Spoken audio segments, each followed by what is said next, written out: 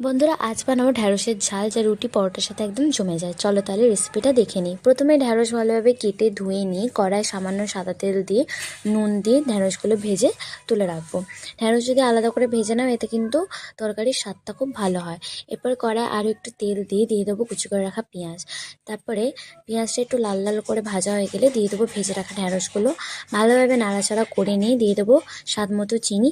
চিনি দিলে তরকারির যে একটা স্বাদ সেটা ব্যালেন্স হয়। এরপর দেবো হলুদ গুঁড়ো, লঙ্কা গুঁড়ো আর সামান্য জল দিয়ে ভালোভাবে মশলাটাকে কষাবো। আমি নুন দিতে ভুলে গেছিলাম, তাই শেষে নুন দিয়েছি। দিয়ে ভালোভাবে নাড়াচাড়া করে নিয়ে পরিমাণ মতন জল ঢেলে দিয়ে কিছুক্ষণের জন্য ঢাকা দিয়ে ফুটতে দেবো। ফুটে এলে ভালোভাবে একটু কাই করে নিলেই রেডি হয়ে যাবে আমাদের ঢ্যাঁড়সের ঝাল। ভিডিওটা ভালো লাগলে লাইক করো, চ্যানেলটা সাবস্ক্রাইব করতে একদমই ভুলো না। ফিরছি আবার একটা নতুন ভিডিও নিয়ে। আর অবশ্যই কিন্তু লাইক কমেন্ট করতে ভুলো না। ততক্ষণের জন্য টাটা।